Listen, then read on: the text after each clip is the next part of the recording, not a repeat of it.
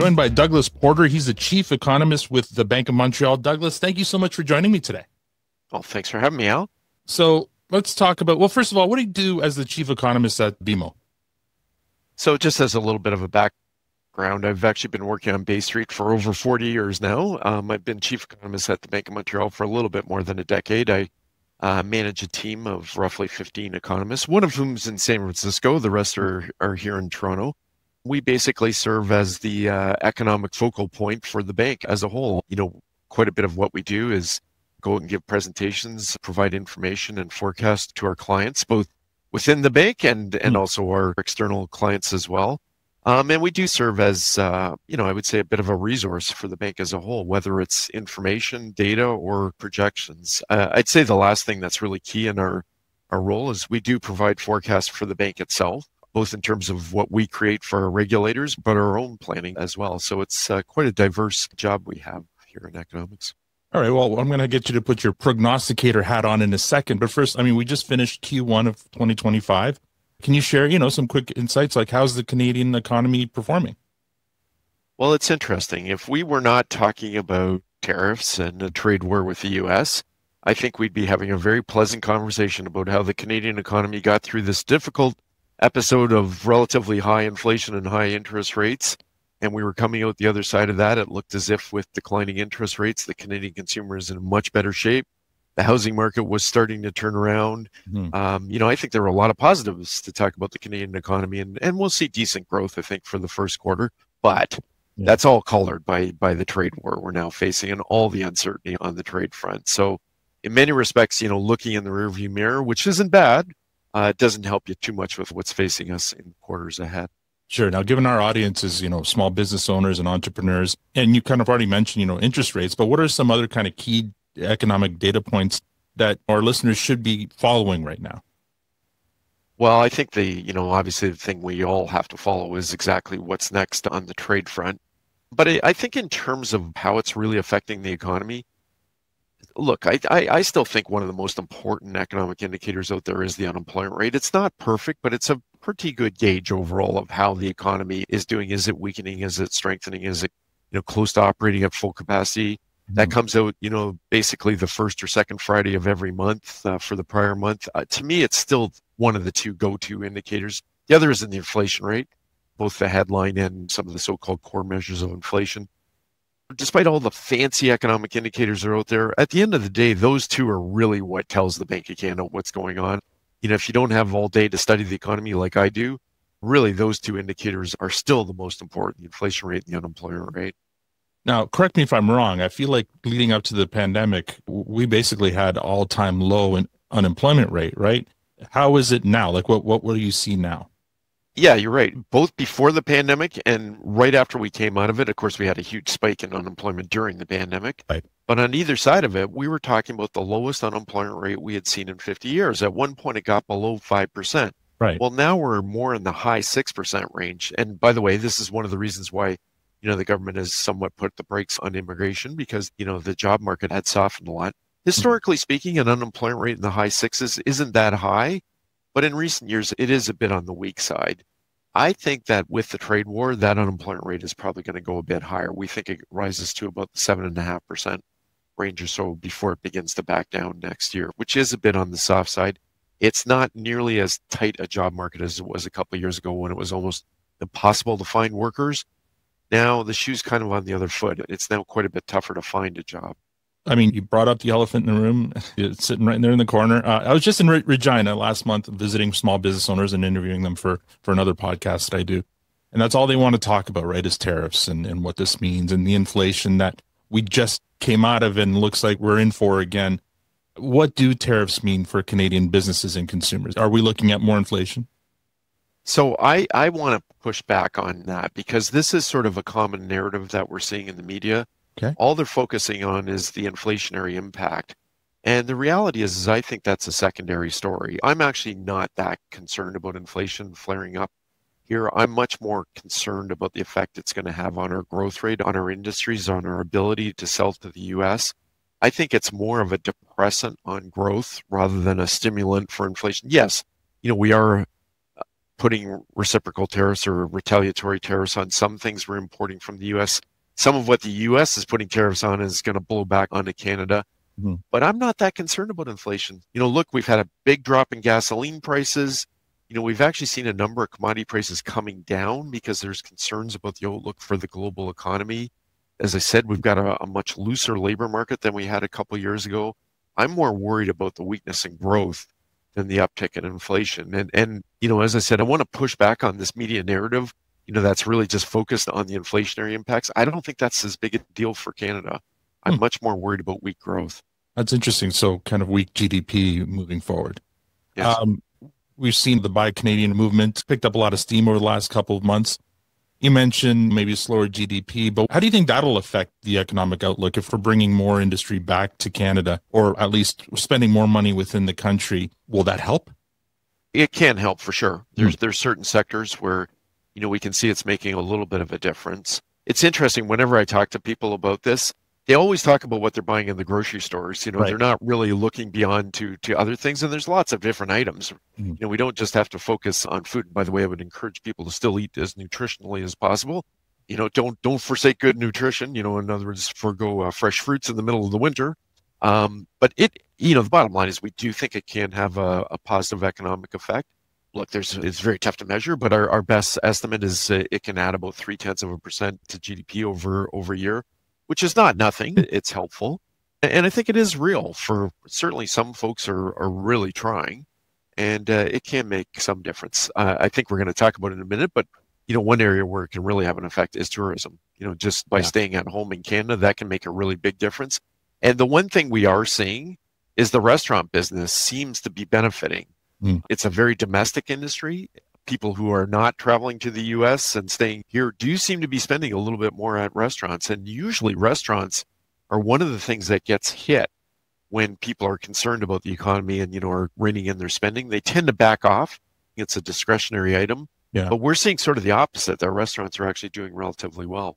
Interesting. We had Max Roy on from Restaurants Canada, and he's obviously concerned about the price of food items and also labor, right? And the labor shortage. So I'm wondering how that'll balance out, considering you project unemployment might be going up. Maybe that'll help a little bit in the restaurant industry as well to get some more people in there. Just beyond Buy Canadian, it seems like Canadians are just specifically boycotting U.S. products, and travel is a big one there. I mean, anecdotally, we've seen pictures of empty airplanes going down, especially around March break. But in terms of like hard data, what are you seeing? Are you seeing like a big shift there as well in travel? We definitely are on the land crossings. It's a little less obvious on the flights.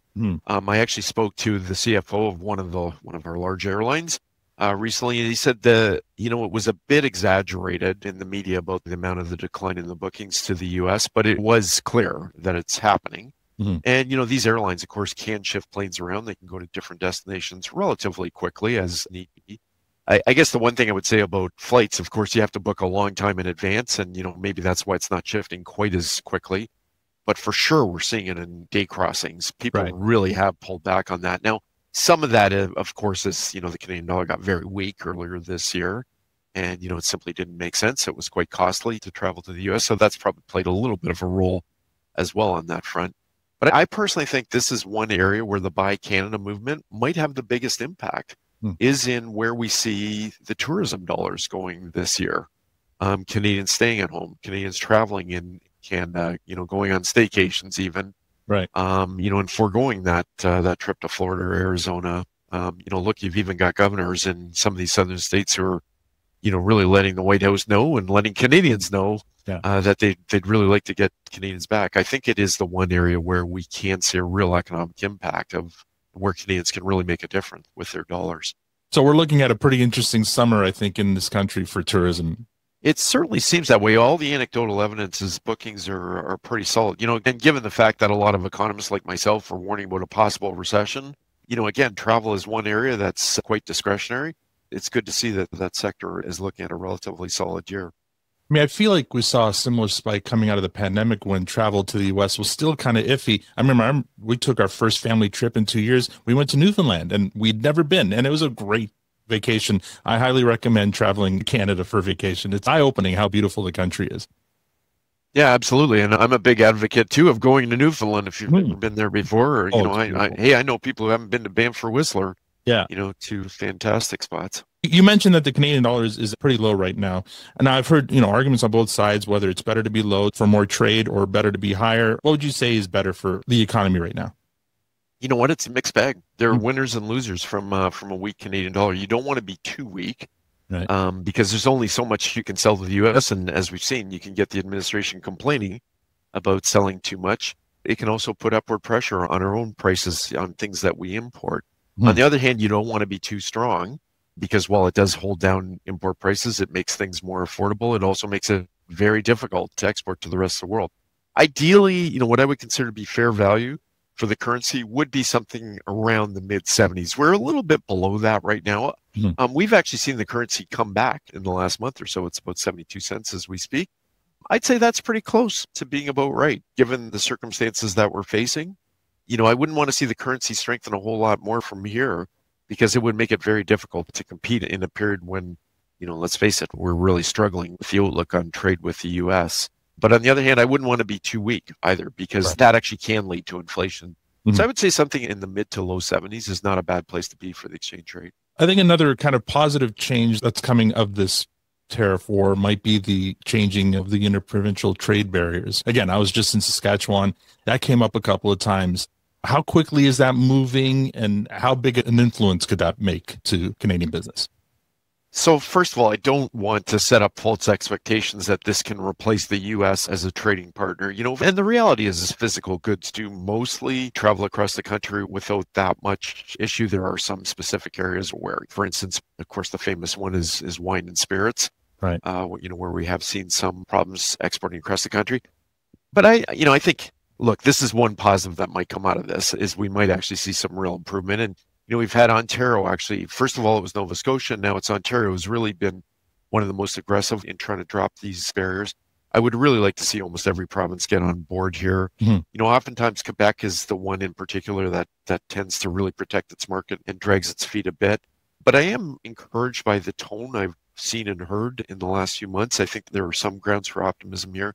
In terms of how much it can ultimately add to the economy if we were to drop all those barriers, I've seen estimates anywhere from as low as 1% of GDP to as much as 7% of GDP. Wow. Yeah, that would be significant.